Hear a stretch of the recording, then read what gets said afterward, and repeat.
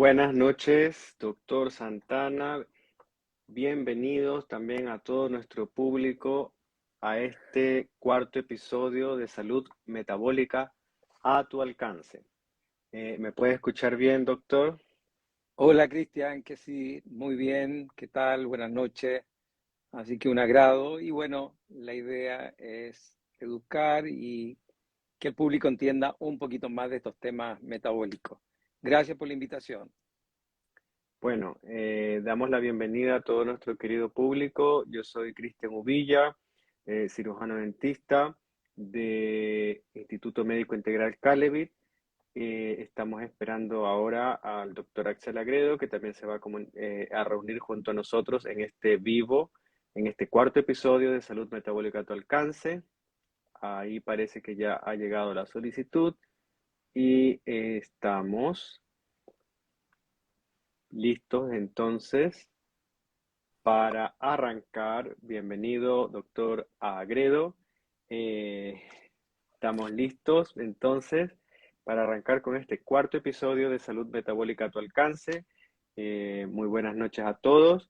En esta ocasión el tema a tratar será, siguiendo en la línea de la resistencia a la insulina, vamos a ver ahora qué relación tiene esto con el estrés y los ciclos circadianos. Bueno, aquí les vuelvo a presentar al doctor Axel Agredo, quien es médico cirujano de la Universidad de Santiago de Chile, especialista en medicina integrativa y medicina bioreguladora de sistemas, experto en manejo del estrés con técnicas de programación neurolingüística y de manejo del estilo de vida. Hola Cristian, hola doctor Santana, muchas gracias por la instancia, feliz de poder participar en este momento educativo y bienvenidos a todos y esperemos poder aportar a las personas que estén interesadas y a educar en salud. Así que, Muchas gracias, Axel. También junto a nosotros está el doctor Fernando Santana, quien es director médico y fundador del Instituto Médico Integral Calevit, médico cirujano y magíster en medicina antienvejecimiento y longevidad saludable de la Universidad de Barcelona, además diplomado en nutrición y obesidad de la Universidad de Chile y certificado en nutrición y terapia cetogénica de la Fundación de Dr. Timothy Noakes de Sudáfrica. Doctor Santana. Una vez más, gracias Cristian, como te decía, por la invitación. Hola Axel, un gusto compartir hola. contigo este tema tan relevante y que a diario como médicos nos toca ver y la idea, como tú decías, es educar al público y bueno, y una vez más también a cada uno de los pacientes y público que se interesa en entender un poco lo que pasa con cada uno de ellos, lo que pasa día a día y de esa manera tomar las riendas de su proceso de sanación o el proceso de la salud en general. Así que un agrado poder estar acá también con ustedes esta noche. Gracias, doctor Santana. Recordarles a todo nuestro querido público que el doctor Santana y el doctor Agredo son médicos de muchos de quienes ya nos están escuchando, y recordarles que estos episodios quedarán grabados en Instagram TV de @calevitchile, además en el canal de YouTube de Calevit y en el Facebook de Calevit. Bueno, en el episodio de suplementos y fármacos en resistencia a la insulina que vimos la vez pasada, explicamos su utilidad en el control de esta condición. Si te lo perdiste, puedes verlos por los canales que ya hemos mencionado. Recapitulando, tenemos varias herramientas que vimos para poder controlar la resistencia a la insulina e incluso revertirla. Dentro de ellos están la conocida RTC, que es la reducción terapéutica de carbohidratos, el ayuno intermitente, la actividad física, el respeto de los ciclos circadianos, el manejo del estrés, el pardeamiento de la grasa, suplementos, fármacos y el equilibrio hormonal. En este episodio vamos a profundizar en el manejo del estrés y el respeto de nuestros relojes biológicos en relación a la resistencia a la insulina. Doctor Santana, para entrar en este tema, ¿podría explicarle a nuestro público de qué se trata el estrés? Mira, yo creo que la palabra estrés eh, es una palabra que a diario la estamos escuchando y me atrevería a decir que no hay paciente que no llega a la consulta, que en el inicio de una consulta, en la mitad del interrogatorio, al final, siempre sale la palabra estrés, particularmente en los últimos años. Entonces, cuando nos referimos al estrés, no es algo etéreo, tiene que ver exclusivamente con la respuesta de nuestro organismo. Un fisiólogo austrohúngaro describió el estrés y él lo desarrolló pensando en respuestas de tipo fisiológicas. El estrés es algo necesario para nuestra vida. El estrés es necesario para levantarnos todos los días. Gracias al estrés, evolutivamente, el Homo sapiens, nosotros estamos acá. Si no hubiese sido por esa situación de estrés, lo más probable que otros predadores ya hubiesen terminado con el Homo sapiens. Sí, el Homo sapiens creo que es tremendamente gatillador de muchas situaciones estresoras. Entonces tenemos que entender que el estrés es vital, el estrés es necesario, el estrés es una cantidad de respuesta del organismo de tipo adaptativa, que gracias a él tenemos una cantidad de funciones importantes. El problema se nos plantea, ¿no es cierto?, cuando este estrés no es en forma agudo. Este fisiólogo y médico austrohúngaro describe el estrés como un mecanismo de lucha y de lucha y huida, y que lo describe muy bien desde el punto de vista fisiológico en tres etapas. Imaginémonos si de pronto acá viniera un terremoto, un temblor. ¿Qué nos pasa a todos? Taquicardia, palpitación, sudoración, la sensación de miedo, sacamos una energía que no sabemos para salir o corriendo del lugar que estamos o avisamos a alguien. Es decir, ustedes ven que esa es una situación aguda de estrés y el organismo puso en alerta todo su sistema para preservar nuestra vivencia desde sistemas neuroendocrinos, sistema del sistema nervioso central que llamamos sistema simpático, parasimpático, aquel que no depende de nuestro pensamiento o de nuestra razón, sino que se maneja en forma por su cuenta, por eso se llama el sistema absolutamente involuntario, que ya lo explicaremos. Entonces, gracias a eso, evitamos que el techo de una casa se cayera sobre nosotros, gracias a eso nos salvamos. Pero ¿qué ocurre si tuviéramos un terremoto cada 5 minutos y tuviéramos que tener esta alerta permanentemente? Ahí es donde viene la diferencia entre un estrés agudo, que es una situación fisiológica, buena, que gracias a esa respuesta nos salvamos, a un estrés crónico, que es el que de alguna manera estamos permanentemente viviendo. Cuando tú tienes un estrés agudo, todos los mecanismos adaptativos, tanto en la respuesta de lo que llamamos el eje hipotálamo, hipófisis adrenal, todo nuestro sistema simpático e incluso nuestro sistema inmunológico, hoy día la parte cardiovascular también, se pone en disposición para salvarnos. Pero el problema se nos plantea, como te decía, en este estrés crónico, que de alguna manera estos mecanismos adaptativos se desregulan y nos van a llevar, lamentablemente, a enfermedad, porque el cuerpo no tiene la capacidad para poder adaptarse en forma crónica, porque las demandas para buscar ese equilibrio por situaciones externas, particularmente psicosociales, que son las más potentes, o situaciones internas, que lo vamos a ver, como una mala alimentación, como a lo mejor un virus, una bacteria, etcétera, van a provocar una carga de respuesta que hoy día va incluso más allá de lo que llamamos el estrés, una carga alostática que involucra a muchos sistemas en el organismo. Por lo tanto, una situación maravillosa, vital, aguda, que la necesitamos, se nos transforma en un problema crónico, dañino, lamentable, que nos puede llevar a una cantidad importante de enfermedades. Por eso tenemos que diferenciar entre una respuesta aguda o fisiológica al estrés, que ya explicaremos, a una respuesta crónica tremendamente dañina. Muchas gracias, doctor Santana. Como vemos entonces, gracias por aclararnos también el tema de lo que es el estrés y que como todo tiene que haber un equilibrio y sabemos que ese estrés agudo puede ser beneficioso, pero cuando se transforma en estrés crónico va a venir justamente acompañado de una serie de alteraciones en nuestro organismo que ya iremos profundizándolo en el resto de este episodio. Ahora, doctora Agredo, ¿cómo- ¿qué entenderíamos entonces por los ciclos circadianos que tanto hemos mencionado muchas veces y lo vemos también en las redes, que tienen que ver también con eso con los relojes biológicos? Sí, Cristian. Vamos a intentar poner una definición de eso y después ver lo práctico. Eh, los ciclos circadianos también se habla de la biología circadiana. Son fenómenos biológicos que ocurren con cierta periodicidad o ritmos. Y el más clásico es el ciclo de 24 horas. Esto ocurre no solo en nosotros como seres humanos, sino que ocurre en los animales y ocurre en las plantas y probablemente en muchos microorganismos.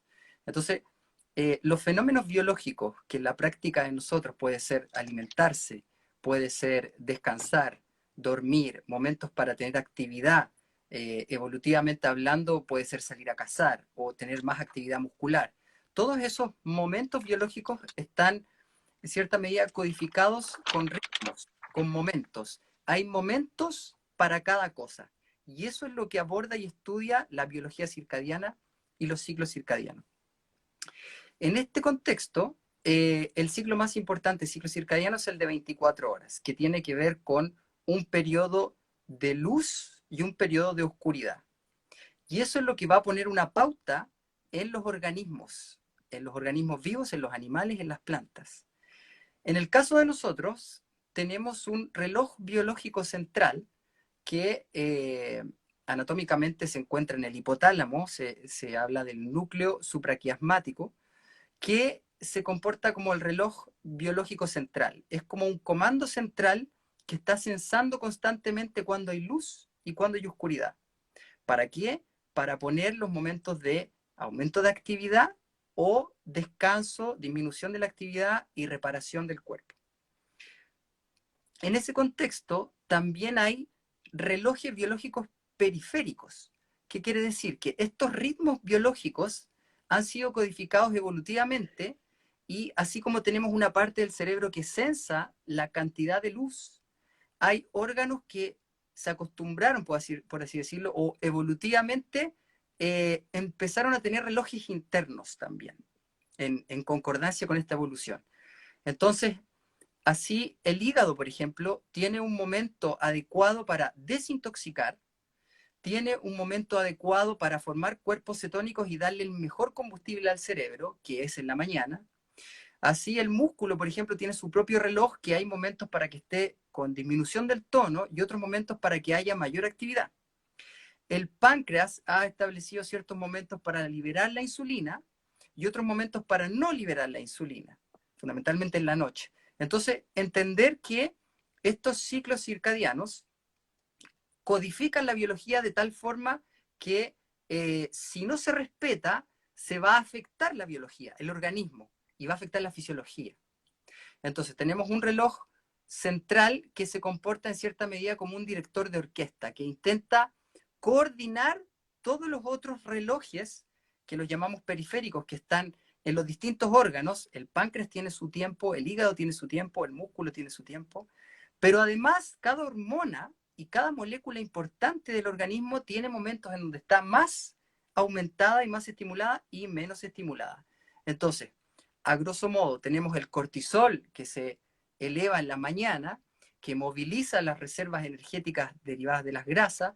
El hígado puede promover la producción de cuerpos cetónicos en la mañana y en la noche, todo lo contrario, se aumenta la hormona del crecimiento, aumenta la melatonina, que es la hormona que coordina el sueño, que está asociada con la oscuridad, porque ya desapareció el estímulo de la luz, apareció la oscuridad, y empiezan a activar los otros relojes. El reloj de que no haya insulina, de que sí hay hormona de crecimiento, de que hay regeneración, hay reparación, etc.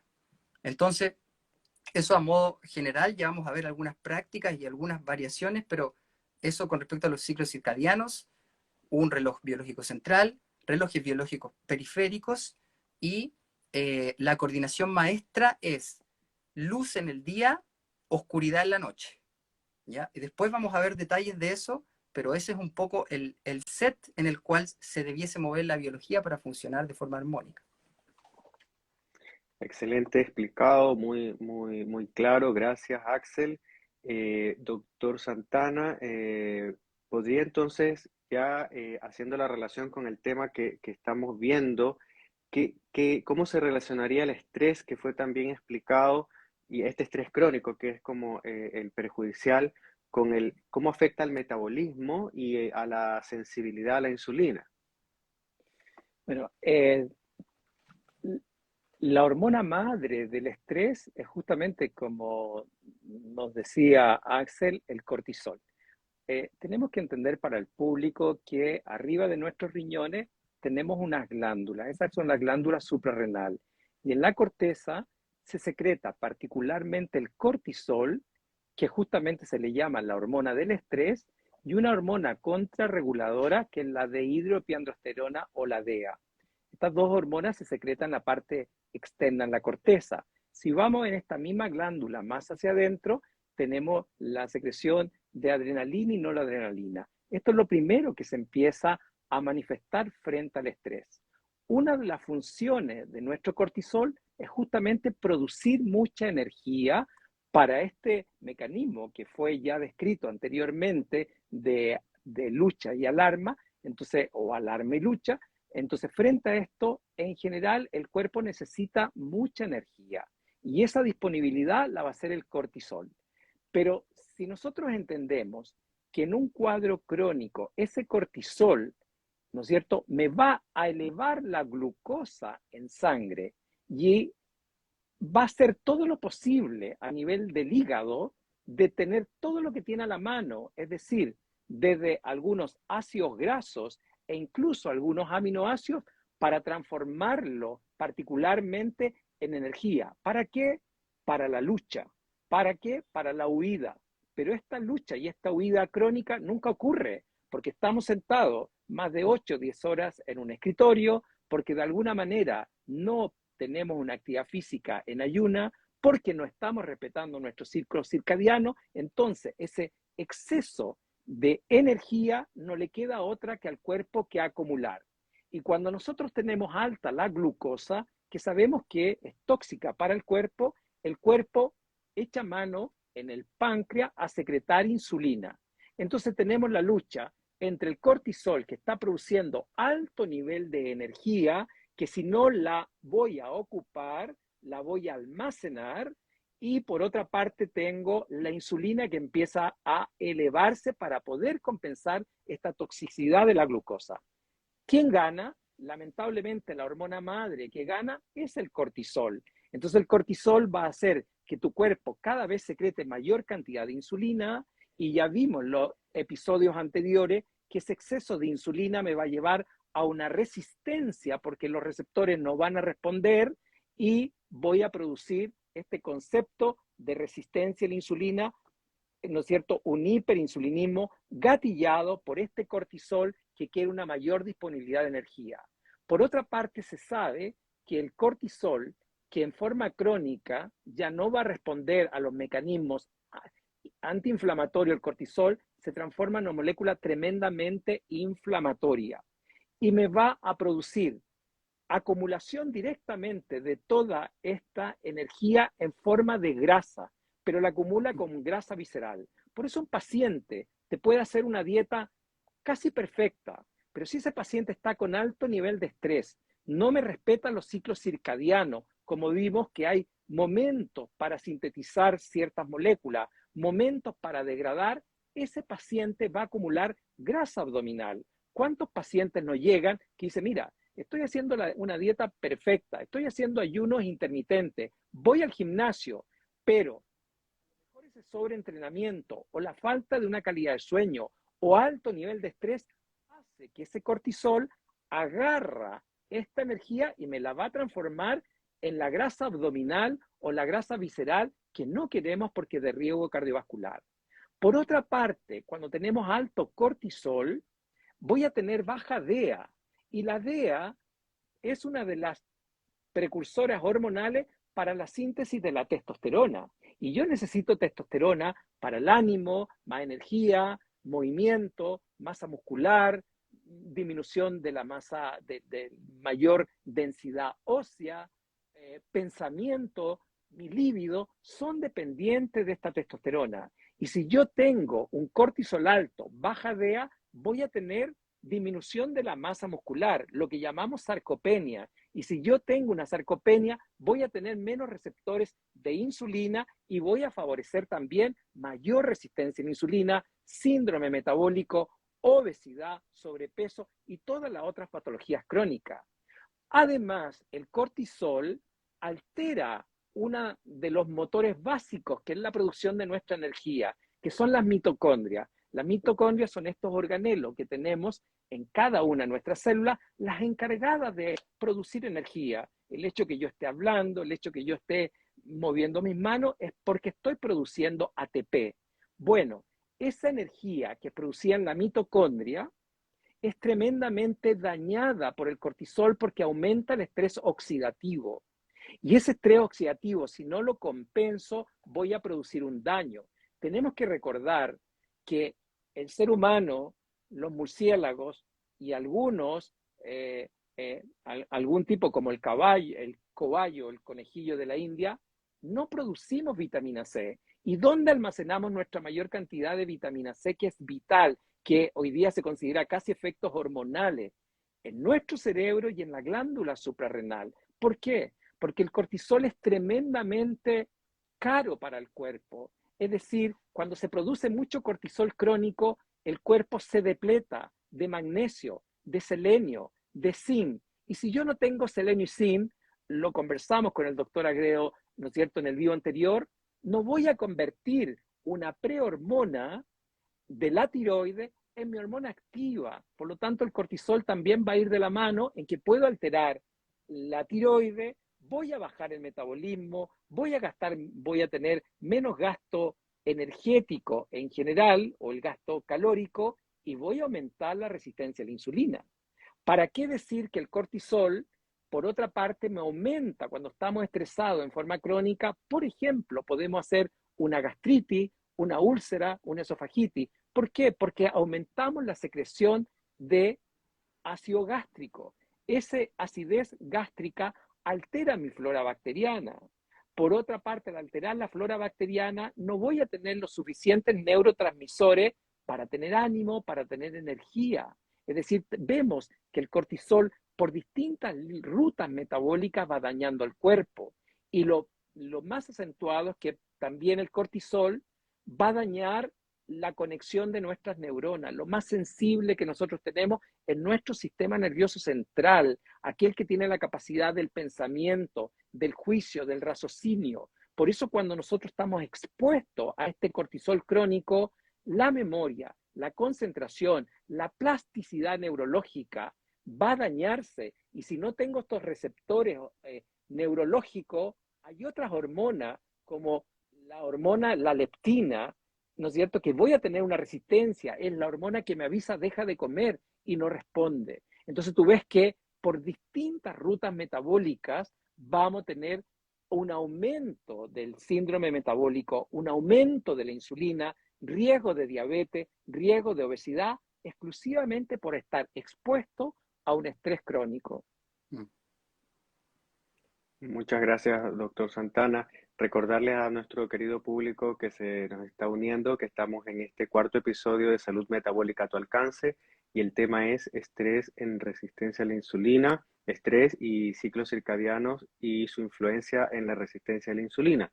Y como ha dicho bien también el doctor Santana, este estrés que también es provocado por no respetar los ciclos circadianos y ya hemos entendido cómo el estrés afecta directamente a aumentar esa resistencia a la insulina de la cual hemos venido hablando en todos estos capítulos, de alguna manera ese no respeto de los ciclos circadianos, esos relojes biológicos que también nos ha explicado el doctor Agredo, ¿cómo podrían afectar también este metabolismo y desfavorecer y aumentar más aún esta resistencia a la insulina? Y eso nos gustaría que nos explique un poco el doctor Axel Agredo. Sí, Cristian, eso es así. Lo afectan de muchas vías. Hay que entender que el ciclo circadiano, estos ritmos biológicos, están conectados con los sistemas hormonales, con el sistema metabólico, con el sistema inmunológico y son directores de orquesta de la fisiología, de cómo funciona el cuerpo. Entonces, por ejemplo, si yo duermo poco y acorto el tiempo de sueño, cuando yo debería tener una cierta cantidad, eso me va a afectar las hormonas de la leptina y la grelina, que son hormonas que regulan la saciedad y el hambre, cuando me siento con saciedad, cuando tengo exceso de apetito. Además, me afecta el cerebro y me hace tomar malas decisiones y tiendo a escoger alimentos ricos en azúcar y alimentos que nos hacen mal. La melatonina, que es la hormona que se produce con la oscuridad, en este momento de la noche, de la oscuridad, de que el sol se pone y empieza a aumentar la oscuridad, la melatonina inhibe la secreción de la insulina. Entonces, no necesito ningún alimento con carbohidratos en la tarde-noche porque eso va a estimular la insulina cuando la insulina no quiere ser estimulada. Es una forma para entender cómo, no respetando el ciclo, voy a generar una secreción hormonal cuando el cuerpo no la quiere. Entonces, eso de forma crónica va generando resistencia. Entonces, esa es una vía. La otra vía es la afectación de la leptina y la grelina. Entonces, el ciclo circadiano está íntimamente acoplado al metabolismo. Como dijimos, la célula beta pancreática tiene momentos para el estímulo de la insulina y no es ese momento en la noche. Muchos insomnios de mantención de personas que se despiertan entre medio de la noche son por subidas y bajadas de azúcar porque comen alimentos ricos en azúcares antes de dormir. Algunos datos. Si por 4 días estamos afectando el ciclo circadiano, ya se produce un fenómeno de intolerancia a la glucosa. Si esta alteración del ciclo circadiano se extiende a 2 semanas, la cantidad de enfermedades que empiezan a aparecer, enfermedades crónicas, la lista de enfermedades crónicas asociadas a esta disrupción de este ciclo circadiano, de este momento que necesitamos de dormir, va a cientos de enfermedades. Entonces, en un comienzo, 4 días ya que yo esté afectando mi tramo del sueño, estoy afectando mi tolerancia a la glucosa. Por la vía de la leptina y la grelina, de la mala toma de decisiones, de la estimulación de la insulina cuando no tiene que ser estimulada, etc. Entonces, en este contexto, hay periodos en los cuales no debemos comer y periodos en los cuales el cuerpo sí es hora de asimilar los alimentos. Se dicen a las prácticas evitar comer 2-3 horas antes de dormir, ¿ya? Va a depender de a qué hora la persona se acuesta. Eso también es personalizado. Pero por lo menos 2-3 horas antes de dormir. También hay un momento al dormir en donde hay reparación de la mucosa gástrica por el sueño. Entonces, no queremos una comida abundante y mucha cantidad de comida antes de dormir. No es lo que para la que la biología está hecha. Es un momento de descanso, es un momento de reparación y entonces 2-3 horas antes de dormir evitar. Por otro lado, cuando nos despertamos, tratar de retrasar lo más que se pueda la primera comida del día. Porque mientras más tiempo pasa en el cual yo no he ingerido alimentos, se estimula la quema de la grasa, que es la mejor forma, el mejor combustible que tiene el cuerpo para estimular el cerebro y para que el cerebro funcione de mejor forma. En la mañana, si ha pasado suficiente tiempo, el hígado puede promover a generar estos cuerpos cetónicos y estimular de mejor forma el cerebro. Se ve que la actividad cerebral es mejor en las mañanas. Y así la actividad muscular también es mejor en las mañanas. El mejor momento para hacer actividad física es, ojalá en la mañana, antes de comer.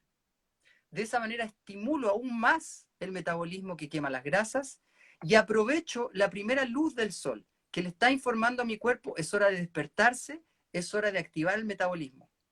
Entonces, esas pequeñas prácticas de atrasar el desayuno y por otro lado, comer no tan cercano a la noche, ya me aumenta la ventana de tiempo en el cual no he comido, mejora los mecanismos de reparación y por otro lado, coordino la fisiología con los ritmos luz y oscuridad estimulo el metabolismo quema grasa porque estoy haciendo actividad física en la mañana, que sería el mejor momento para hacer actividad física.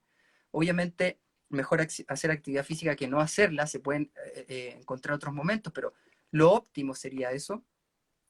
Y esta ventana en la cual se come se acorta de 12 horas a 10 horas, eventualmente hasta 8 horas, una ventana en la cual yo voy a ingerir los alimentos.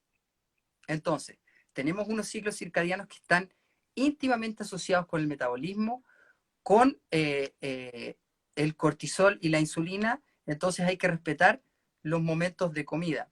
Por otro lado, si se come en la mañana, que no se coma alimentos tampoco con carbohidratos y con muchos carbohidratos, porque el cortisol está movilizando las grasas. Estoy alimentando el cerebro con derivados de la grasa, que son los cuerpos cetónicos. Entonces, no necesito gran cantidad de carbohidratos, no necesito carbohidratos en la mañana, tampoco en la noche. Y de esa forma, si retraso el desayuno y retraso la última comida de la noche, acorto la ventana de comida, a eso lo llamamos ayuno intermitente eh, o disminución de la ventana en la cual se come. Estimulo por el tiempo la quema grasa, es lo mejor para la fisiología. Ahora, tenemos ahí pequeñas prácticas de higiene del sueño. Cuando se está poniendo el sol, y hay grupos humanos que lo hacen por religión, dejan de comer cuando se pone el sol.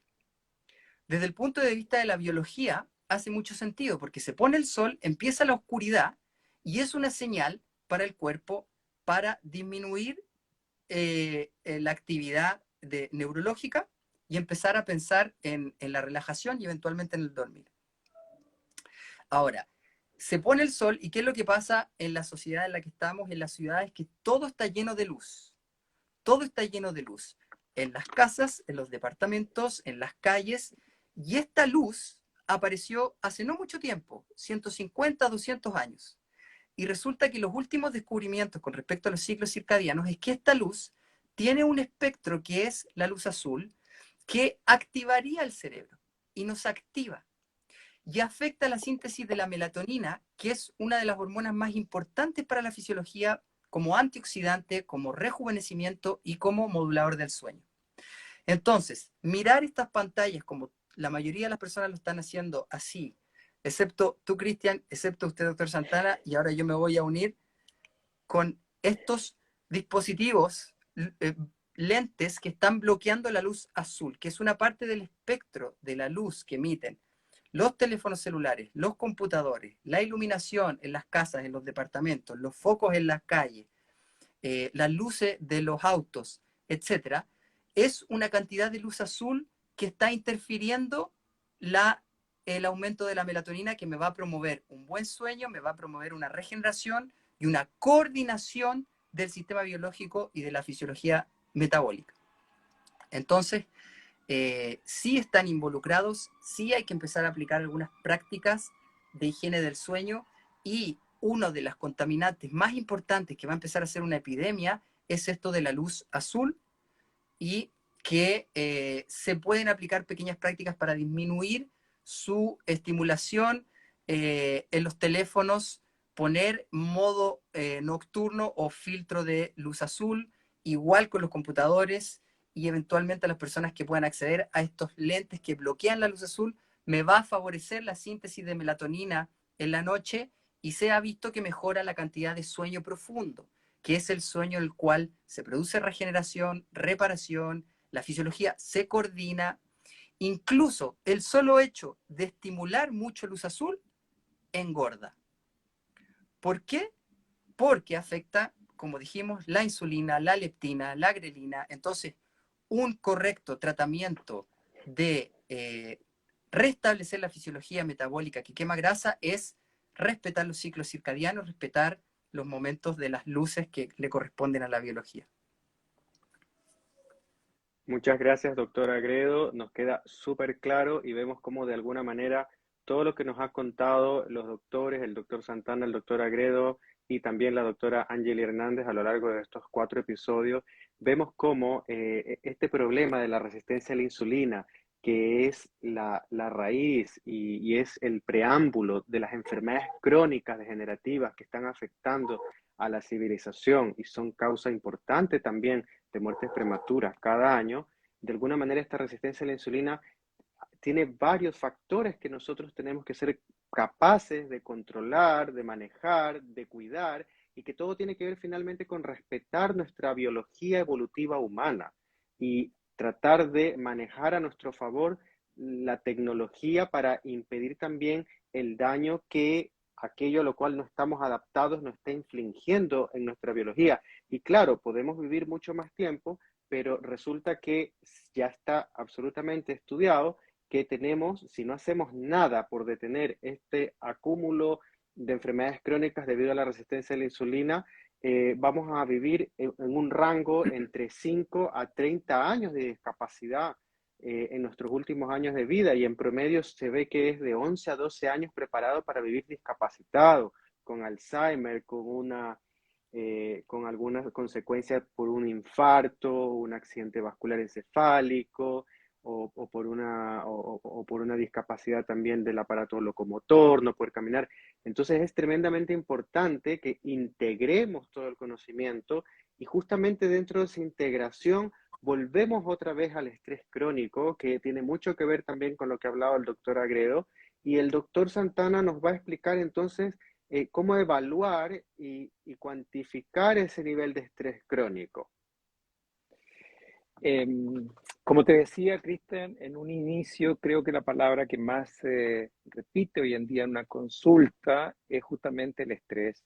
Entonces, lo básico es tener una relación médico-paciente muy estrecha, porque con una buena historia clínica, un buen interrogatorio, la verdad que salen muchas cosas a la luz. Cuando entendemos a ese paciente como una persona individual, que está sometida a situaciones psicosociales. Fíjate que dentro de los estresores, el fisiólogo como te decía, austrohúngaro, estudiaba, eran los factores fisiológicos, pero con el tiempo se ha visto que los factores psicosociales, ¿qué pasa con tu trabajo? ¿Qué pasa en tus relaciones personales? ¿Qué pasa en las relaciones familiares? ¿Qué pasa en el entorno social a nivel país, a nivel del mundo? ¿Qué ocurre? Todo eso va acumulando factores estresores, particularmente lo que está por venir, es decir, toda esta expectación ansiosa, todo lo que significa una incertidumbre para nuestro cerebro, para nuestro sistema nervioso autónomo, nos va afectando cuando esto es crónico. Entonces, la evaluación parte por una minuciosa historia clínica que el paciente nos puede relatar ya situaciones de vida que no necesariamente es una depresión. Yo puedo terminar somatizando una depresión, pero sí que esté sometido a alto nivel de estrés, y ese organismo, ¿no es cierto?, o está en etapa de alerta o está en etapa de adaptación, que es el ideal, o ya viene con un agotamiento, el burnout extremo. Entonces, para poder evaluarlo, muchas veces tenemos que cuantificarlo, porque aquello que nosotros cuantificamos, sí podemos después modificarlo y poder como comparar. Como explicaba Axel, existe un reloj biológico también incluso para hormonas, particularmente en el estrés. El ideal es poder hacer a veces una curva de cortisol y una curva de DEA. ¿Por qué? Porque partimos con un cortisol alto en la mañana, que se hace a las 8 de la mañana, esto se hace en saliva, luego viene una curva de descenso hasta el mediodía, a las 12 del día, que se hace una segunda curva, de una segunda medición, luego viene un plató entre las 2 y las 4, a las 4 de la tarde se hace una tercera medición, y luego a las 11 de la noche. El ideal es hacerlo en saliva, que es la hormona más exacta que está actuando en tu célula, no solamente a nivel plasmático, porque a veces no nos da información, a no ser que sea un paciente que esté en tratamiento por alguna enfermedad con corticoide. Pero si no, nosotros estamos midiendo este estrés a través de la curva del cortisol, y paralelo a eso está la curva de la DEA, que tiene de alguna manera también una curva inversa al cortisol. Cuando baja cortisol, empieza a subir la DEA, entonces se hacen dos mediciones, particularmente también se hace una medición de la DEA en la mañana y después en la tarde.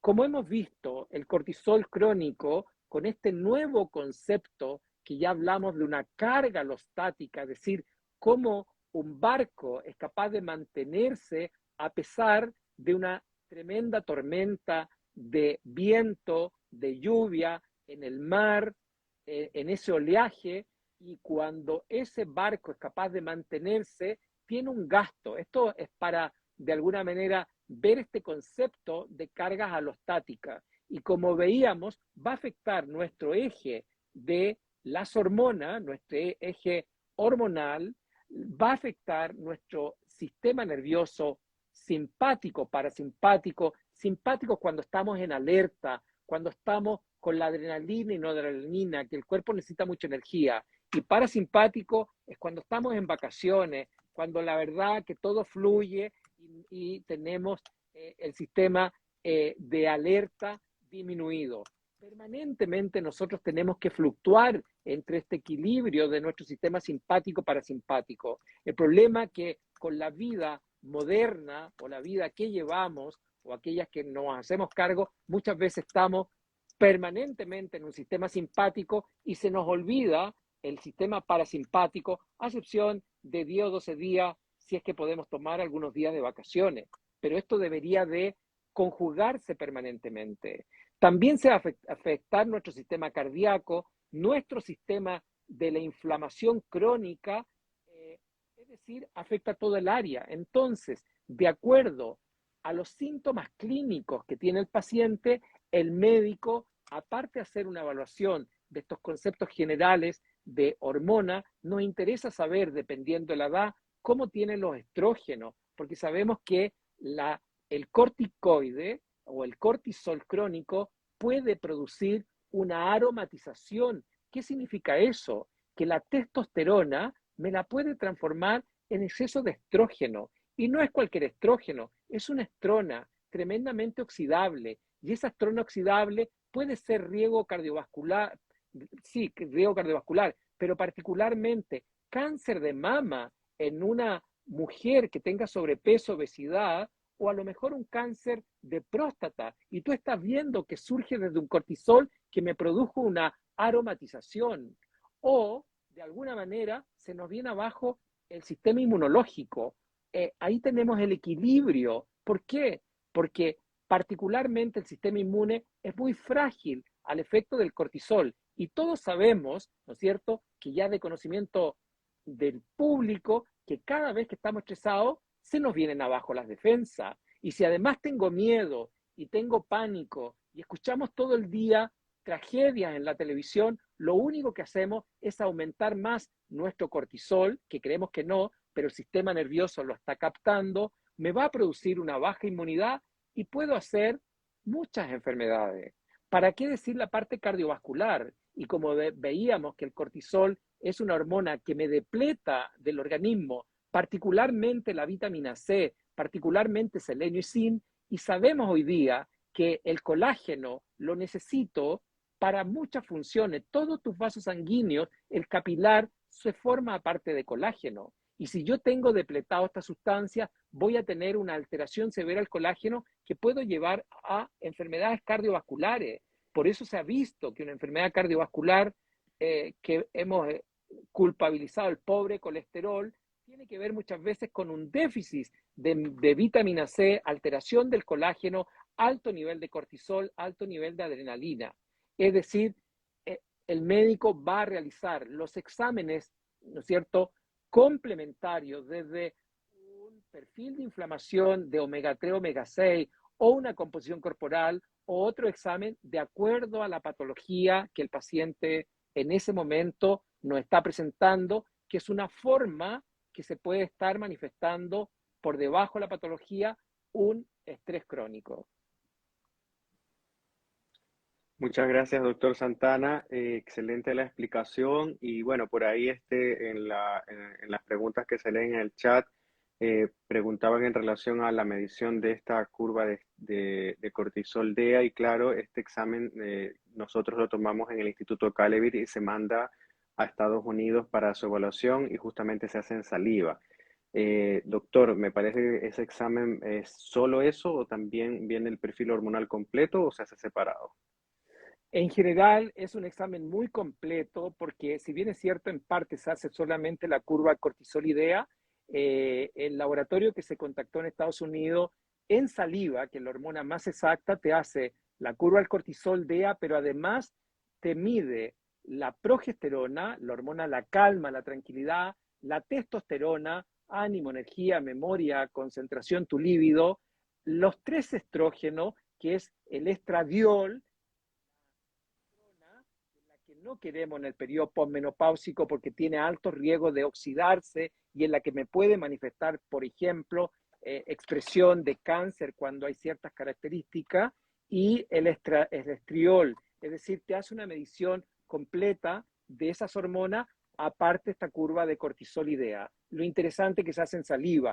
Lamentablemente en Chile, hormonas en saliva no se hacen, sí se hace medición de cortisol a las 11 de la noche en saliva, pero te hacen una sola medida. Y lo que interesa muchas veces, cómo tiene el comportamiento. ¿Por qué? Porque tú en la mañana puedes tener un buen cortisol y si ese cortisol no sigue la curva y tú sigues con ese cortisol alto porque te dejó, porque la locomoción estaba lenta, porque llegaste atrasado, porque tuviste conflicto al salir de casa, porque tuviste conflicto en tu trabajo, por el nivel de agresividad e impulsividad que hoy día estamos enfrentando, ese cortisol no baja y ya te va a producir un problema en que veíamos que el cortisol quiere energía, va a aumentar la glucosa, aumenta la insulina y alguien dice, yo no como nada o como muy poco o respeto estos ciclos circadianos, pero el nivel de estrés es tan grande que ese cortisol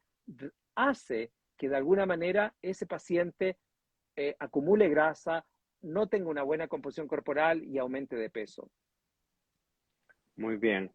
Bueno, y como decía una de nuestras queridas pacientes por el chat, que es por eso que la vejez se debe cuidar en la juventud, y gracias por ese aporte, Carla Cubillo, me parece.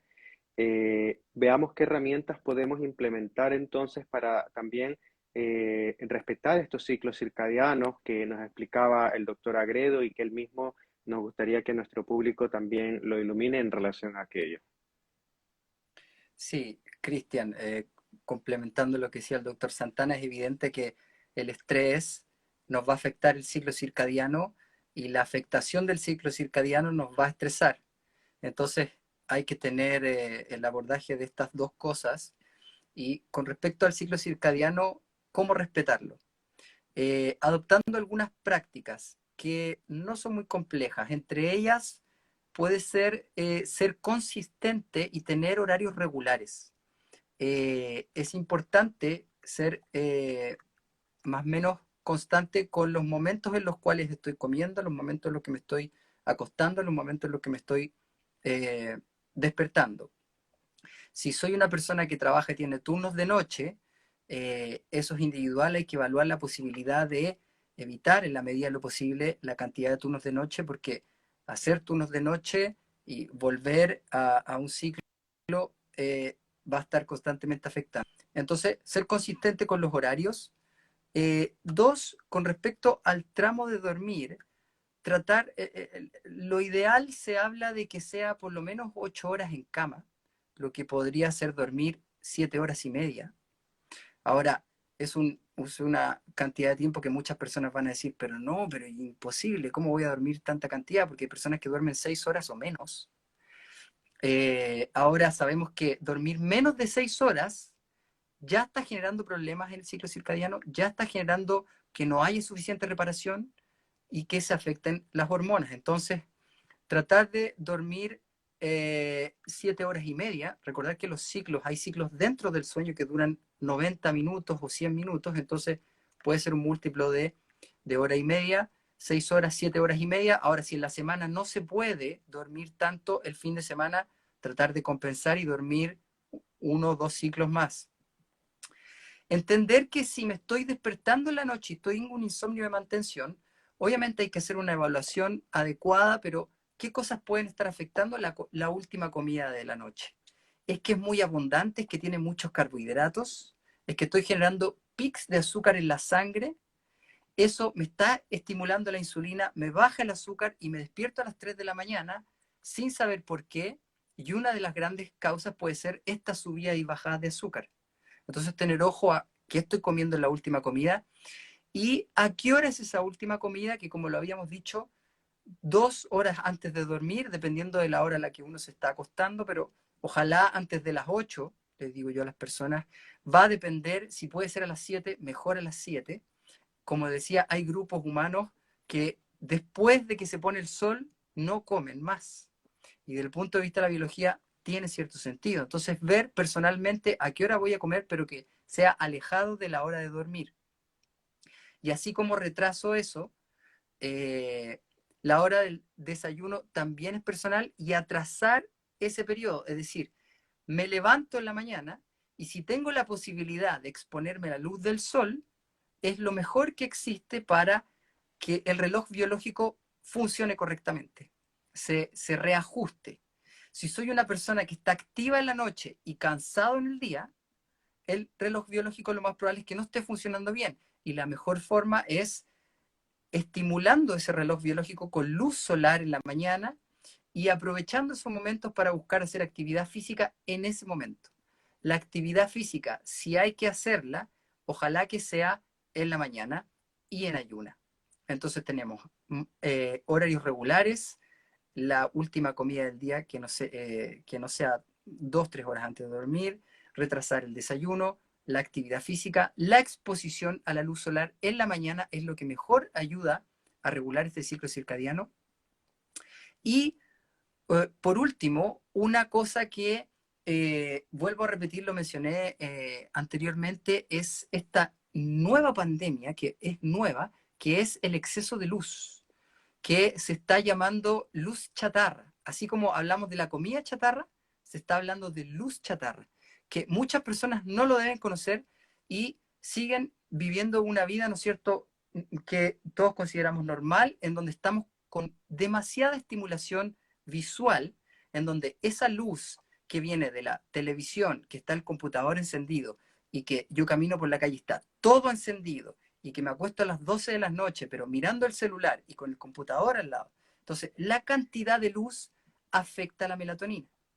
Entonces, esa luz, un espectro de esa luz es luz azul. Y esa luz azul está diseñada por la naturaleza porque viene del sol, y esa luz azul la queremos en la mañana. El sol tiene en su espectro una parte de luz azul que nos activa en la mañana. Sin embargo, si esa luz azul yo la estoy tomando después del atardecer, esa luz azul me va a afectar la síntesis de melatonina, que es la hormona maestra del sueño y que tiene muchísimas otras propiedades. Entonces, evitar y reducir la exposición a la luz azul va a ser una indicación que va a empezar a aumentar, debería empezar a aumentar por parte de los médicos el evitar la exposición a la luz azul. ¿Cómo se puede hacer? Bueno, una de esas cosas son estos lentes que bloquean la luz azul. Habíamos dicho también que algunos dispositivos tienen estas modalidades de modo nocturno, bloqueo de luz azul, etc. Y por otro lado, que también como práctica o herramienta de higiene del sueño es tener cuidado con los aparatos electromagnéticos. Voy a mencionar algunas cosas al respecto. Evaluar si el celular se puede poner en modo avión cuando nos vamos a dormir, si se puede cargar, ojalá afuera de la habitación, no dormir con el celular aquí al lado cargándose, no dormir con un computador aquí al lado, ni con la televisión encendida. Ojalá que la pieza esté oscura, lo más oscura posible. Queremos oscuridad, porque la oscuridad es el estímulo para la síntesis de melatonina.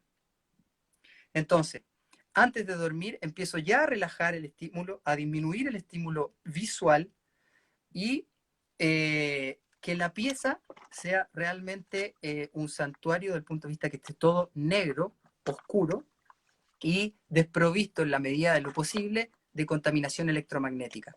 Si se puede, y en las casas que tenemos Wi-Fi, apagar el Wi-Fi en las noches y así hay muchas más tips con respecto a las frecuencias electromagnéticas, que eso da para otro episodio, pero ya estos tips pueden ayudarnos a respetar el sueño. tener cuidado con personas que duermen con escaldazonos, calientacamas, que generan una cosa electromagnética. Y así hay una serie de dispositivos electromagnéticos que las personas tienen en las habitaciones y no se dan cuenta de que están generando una disrupción en la melatonina y en los ciclos del sueño. Con respecto a herramientas, esas son más o menos personales. Hay algunas herramientas sociales que se han discutido, por ejemplo, atrasar la hora en la cual los niños entran al colegio, porque si tú atrasas una hora a eso, le estás dando más tiempo de dormir y le estás dando más tiempo de ayuno, digamos, y que no coman tan temprano en la mañana, no es momento de comer tan temprano en la mañana, y así duermen más. Y incluso se ha mostrado mejoría en la actividad cognitiva, el rendimiento cognitivo de los adolescentes y de los niños que duermen más en la noche. Entonces, recordar que ese dormir en la noche tiene que ser ininterrumpido, no tiene que ser con despertares en la noche. Tenemos que despertarnos frescos, con energía. Incluso a las personas interesadas hay dispositivos que miden la cantidad de sueño REM y sueño no REM, que es el sueño profundo, para evaluar cómo estoy durmiendo. Obviamente hay casos individuales en donde hay ciertas patologías y hay que evaluar, pero eso tenemos como prácticas y herramientas individuales a considerar que están apareciendo dispositivos, estos lentes, están apareciendo dispositivos que nos ayudan a medir el sueño, como este anillo u otros dispositivos, y que la persona empiece a conocer cómo estas cosas afectan su sueño y entender cómo el sueño va a mejorar todo, toda la fisiología, todo el metabolismo, va a alargar la vida, etcétera, etcétera, etcétera. El sueño es la base de una de las grandes bases de la salud. Eso, Cristian, con las herramientas. Excelente, súper interesante y hace mucho sentido lo que es la fisiología del ser humano. Y así como, bueno, Axel ha dicho eso, también hay ampolletas de luz roja para evitar la contaminación en la casa, aparatos que en lugar de los caldazón uno podría utilizar en la cama para justamente hacer esta descarga de electrones como si pisáramos el pasto, la arena, pero en fin. Hay muchas cosas y te agradecemos mucho al doctor Santana, al doctor Axel Agredo, por todos estos tips que nos han dado de cómo todo esto, el estrés y el no respeto del ciclo circadiano va a influir en esa resistencia a la insulina que estamos buscando revertir, curar e impedir que avance una enfermedad crónica degenerativa. Y que además de beneficio añadido, que a muchas personas les interesa también, vamos a tener una talla menor, vamos a tener un peso, una composición corporal saludable. Y justamente por eso los quiero dejar invitados para ya en el mes de junio, el próximo episodio de Medicina Metabólica a tu alcance, de salud metabólica a tu alcance. Vamos a ver entonces la importancia de monitorear si estoy mejorando la resistencia a la insulina. Y ahí tendremos entonces la participación del doctor Santana y también a una de nuestras nutricionistas de Instituto Calibre, porque para saber que estoy revirtiendo la resistencia a la insulina, tengo que medirlo y lo que no puedo medir no se gestiona. Así que les agradezco mucho haber participado en este episodio, al doctor Santana, al doctor Agredo y a todo el público que nos ha acompañado hasta el final de este vivo. Muchas gracias por estar acá presentes.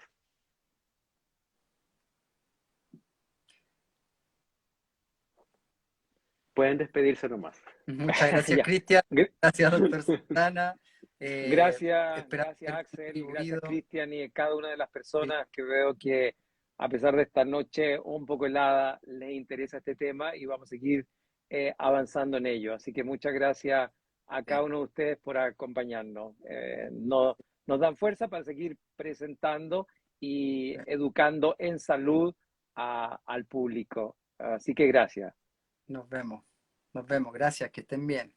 Chao, Gracias, gracias. Axel. Gracias, doctor Santana. Chao.